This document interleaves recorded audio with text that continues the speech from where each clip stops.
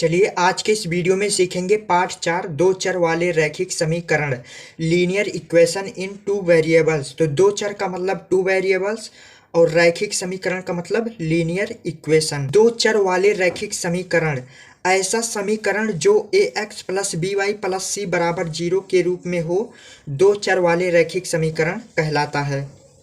ठीक है, तो इसमें देखेंगे दो चर का मतलब समझेंगे। दो चर का मतलब जिसमें दो चर हैं, एक हमारा x है और दूसरा y है, अर्थात इसमें दो चर हैं, एक x और दूसरा y, तो यह दो चर में कहलाएगा। रैखिक का मतलब चर की घात एक हो, इसमें देखेंगे x की घात एक है और y की घात एक है, तो हमारा रैखिक कहलाएगा। समीकरण का मतलब होता है बराबर 0 लगा हो, तो कुल मिलाकर हमारा यह क्या कहलाएगा, एक दो चर में रैखिक समीकरण कहलाएगा।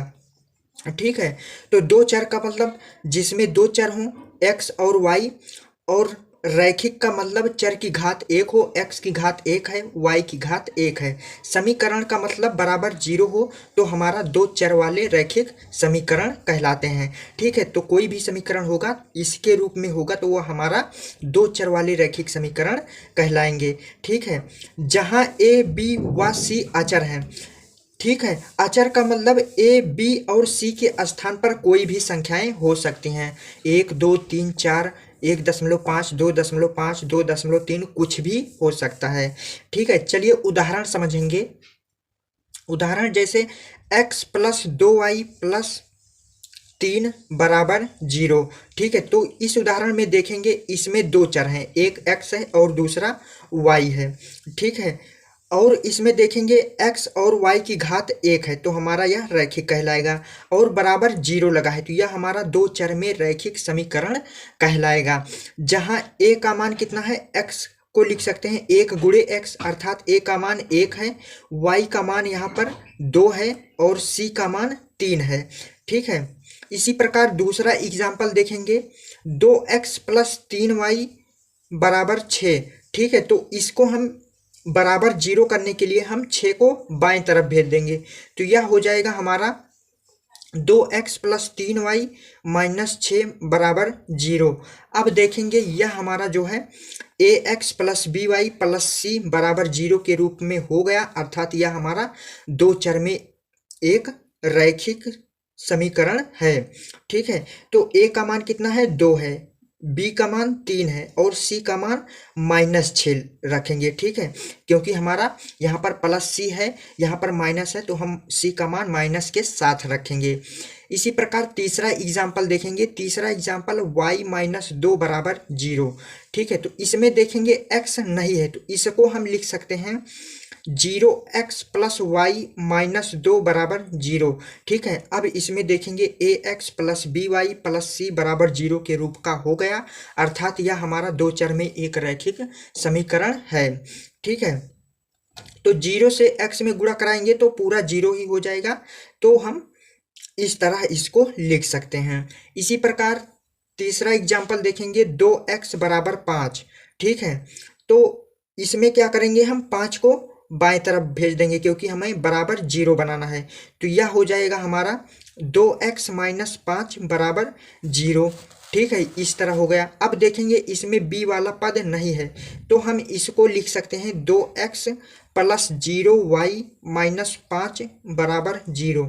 ठीक है, 0 का y में गुणा होगा तो पूरा 0 हो जाएगा, अर्थात इसको हम इस तरह लिख सकते हैं। तो यह हमारा ax plus B Y plus सी बराबर 0 के रूप का हो गया, अर्थात यह हमारा दो चर में रैखिक समीकरण है, जहां a का मान 2 है, b का मान 0 है और c का मान -5 है। इस तरह से अगला एग्जाम्पल जैसे देखा जाए, x बराबर 3y। ठीक है, इसमें देखेंगे बराबर 0 नहीं है, तो हमें बराबर 0 पहले बनाना है, तो 3y को हम बाएं तरफ भेज देंगे, तो ये हो जाएगा x माइनस 3y बराबर 0। ठीक है, अब इसमें देखेंगे c वाला पद नहीं दिख रहा है, तो इसको हम लिख सकते हैं x माइनस 3y प्लस 0 बराबर 0।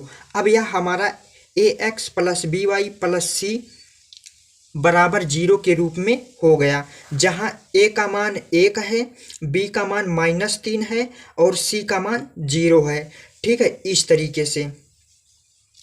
तो आई होप आप लोगों को दो चर वाले रैखिक समीकरण का मतलब समझ में आ गया होगा। ऐसा समीकरण जो ax plus B Y plus सी बराबर 0 के रूप में हो, दो चर वाले रैखिक समीकरण कहलाते हैं। चलिए शुरू करते हैं प्रश्नावली 4.1। इसमें पहला सवाल कह रहा है एक नोटबुक की कीमत एक कलम की कीमत से 2 गुनी है। इस कथन को निरूपित करने के लिए दो चर वाला रैखिक समीकरण लिखिए। ठीक है, तो यह हमारा प्रश्न है। इसमें दो चर वाला रैखिक समीकरण बनाना है और इस कथन के अनुसार। ठीक है, तो इसमें एक हमारा नोटबुक है और दूसरा कलम है। तो इसमें पहले को मानेंगे x और दूसरे को मानेंगे y। तो यहाँ पर हल लिखेंगे, हल। तो यहाँ पर लिखेंगे माना नोटबुक की कीमत बराबर x। चूंकि हमें दो चर वाले रैखिक समीकरण बनाने हैं तो हमें दो चर मानना पड़ेगा। तो पहले को नोटबुक को मान लिया x और हम कलम को मान लेंगे y। ठीक है, तथा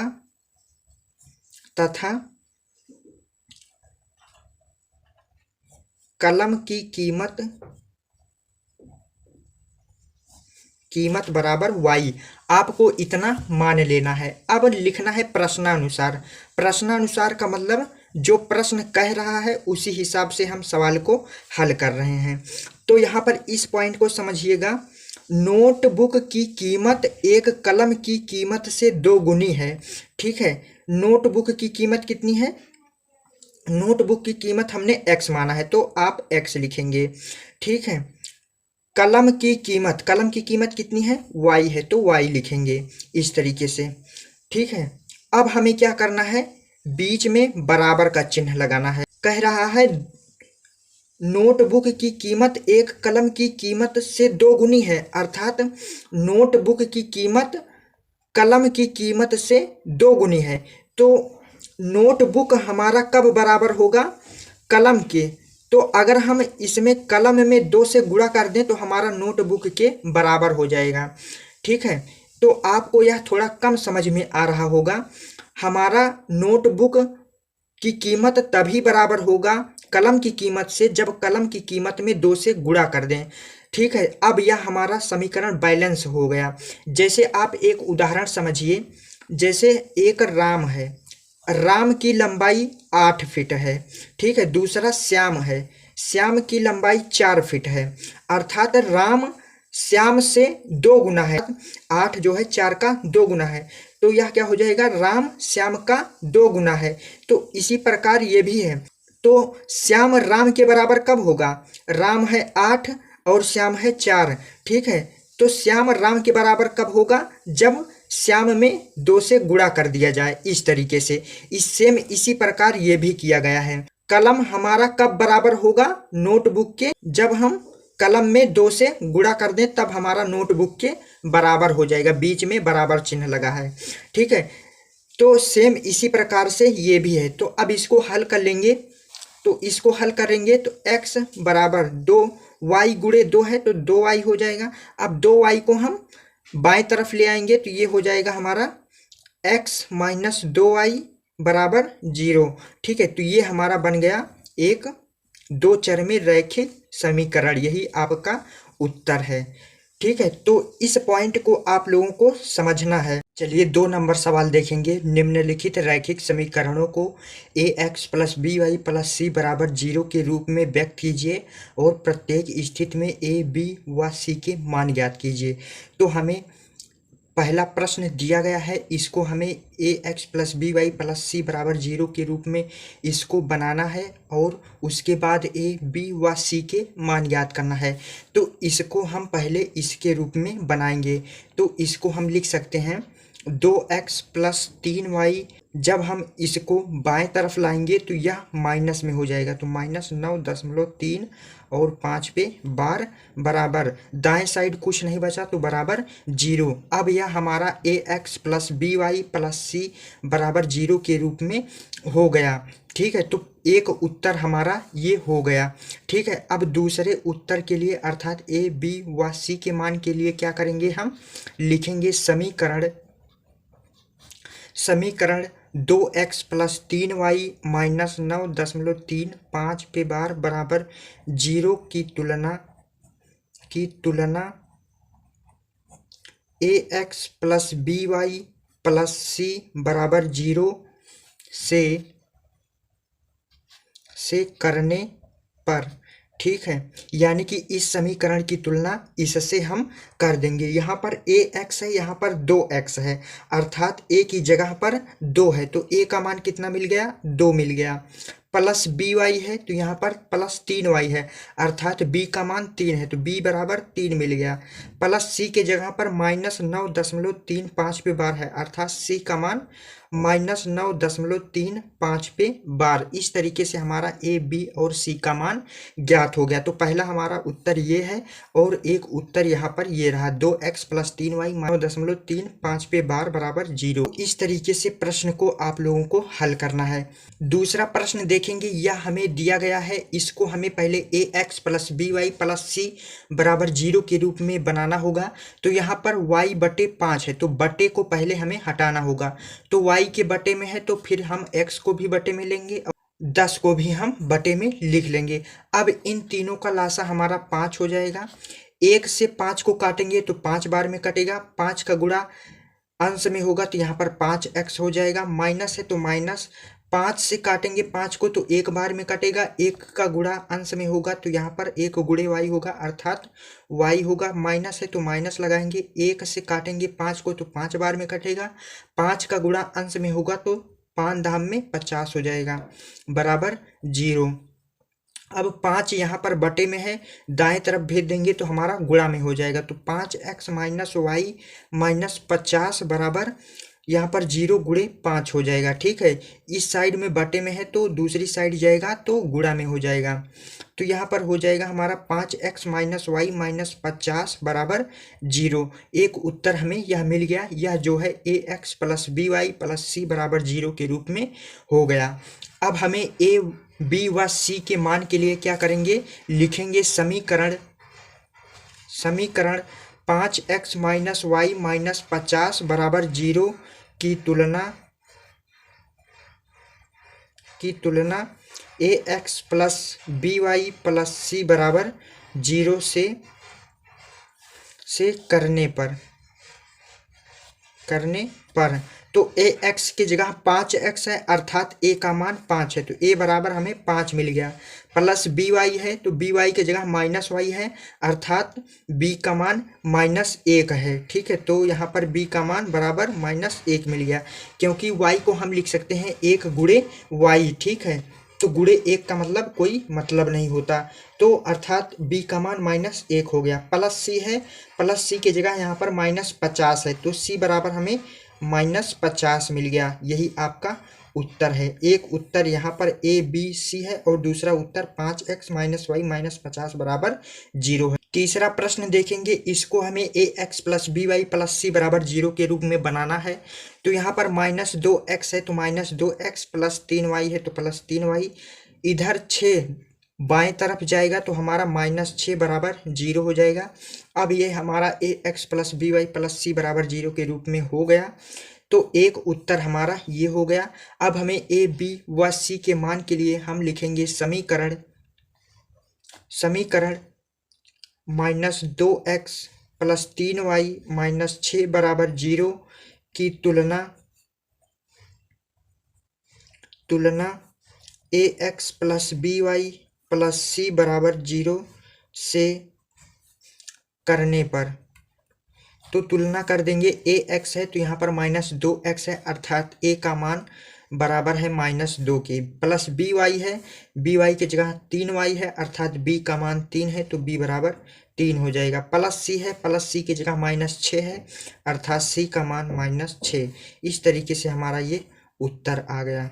चौथा सवाल है x बराबर 3y, तो इसको हम लिख सकते हैं x माइनस 3y, दाएं साइड में कुछ नहीं बचा तो बराबर 0, ठीक है। तो यहाँ पर हमें ax प्लस बी वाई और प्लस c नहीं दिख रहा है तो हम इसको लिख सकते हैं x माइनस 3y प्लस 0 बराबर 0। अब यह हमारा ax plus B Y plus c बराबर 0 के रूप में हो गया, ठीक है, तो अब हमें ए बी व सी के मान के लिए क्या लिखेंगे समीकरण x माइनस 3y प्लस 0 बराबर 0 की तुलना a x plus B Y plus सी बराबर 0 से करने पर, तो यहाँ पर तुलना कर देंगे। ए एक्स की जगह एक्स है, अर्थात ए का मान हमें 1 मिल जाएगा। ठीक है, क्योंकि हम एक्स को लिख सकते हैं 1 गुणे एक्स, प्लस बी वाई है, प्लस बी वाई के स्थान पर माइनस 3y है, तो यहाँ पर b का मान बराबर -3 मिल जाएगा। प्लस सी है तो प्लस सी की जगह 0 है, तो यहाँ पर c बराबर 0 मिल जाएगा। ये आपका उत्तर हो जाएगा। पांचवा प्रश्न देखेंगे। यहाँ पर 2x बराबर -5y है, तो -5y को हम बाएं तरफ ले आएंगे, तो ये हो जाएगा हमारा 2x माइनस, यहाँ पर 5y है तो बाएं साइड आएगा तो +5y बराबर, दाएं तरफ कुछ नहीं बचा तो बराबर 0। ठीक है, अब हम देखेंगे, इसको लिखेंगे 2x प्लस 5y प्लस 0 बराबर 0। अब यह हमारा a x plus B Y plus सी बराबर 0 के रूप में हो गया, तो एक उत्तर हमारा ये आ गया। अब ए बी व सी के मान के लिए आप लिखेंगे समीकरण 2x प्लस 5y प्लस 0 बराबर 0 की तुलना a x plus B Y plus सी बराबर 0 से करने पर। ठीक है, तो जैसे मैंने पहला, दूसरा, तीसरा और चौथा सवाल बताया, सेम उसी तरीके से आपको लिखकर ए बी व सी का मान ज्ञात कर लेना है, तो आप लोग इसको आसानी से कर सकते हैं। इसी प्रकार हमारा छठा प्रश्न है हमारा 3x प्लस 2 बराबर 0। तो इसमें देखेंगे y वाला पद नहीं है, तो इसको क्या लिख सकते हैं 3x प्लस 0y प्लस 2 बराबर 0। अब यह ax plus by plus c बराबर 0 के रूप में हो गया, तो इसकी तुलना हम ax plus by plus c बराबर 0 से करके a b व c का मान ज्ञात कर सकते हैं, तो इसको भी आप लोग कर सकते हैं। इसी प्रकार सातवां क्वेश्चन है y माइनस 2 बराबर 0। तो इसमें देखेंगे x वाला पद नहीं है, तो इसको लिख सकते हैं हम 0x प्लस वाई माइनस 2 बराबर 0। अब यह a x plus B Y plus सी बराबर 0 के रूप में हो गया, तो इसका भी सेम आप लोग तुलना करके ए बी व सी का मान ज्ञात कर सकते। आठवां प्रश्न है 5 बराबर 2x। तो यहाँ पर 2x को हम बाएं तरफ लाएंगे, तो ये हो जाएगा -2x प्लस 5, दाएं साइड कुछ नहीं बचा तो बराबर 0। अब इसमें देखेंगे y वाला पद नहीं है, तो हम लिख सकते हैं 2x प्लस 0y प्लस 5 बराबर 0। ठीक है, इस तरीके से अब यह हमारा a x plus B Y plus सी बराबर 0 के रूप में हो गया, तो अब हम a x plus B Y plus सी बराबर 0 से तुलना करके हम ए बी व सी का मान ज्ञात कर सकते हैं। तो आई होप आप लोगों को प्रश्नावली 4.1 अच्छे तरीके से समझ में आ गया होगा। वीडियो अच्छा लगा हो तो वीडियो को लाइक करिएगा और चैनल को सब्सक्राइब करिएगा। मिलते हैं किसी नेक्स्ट वीडियो में, तब तक के लिए सभी दोस्तों को जय हिंद।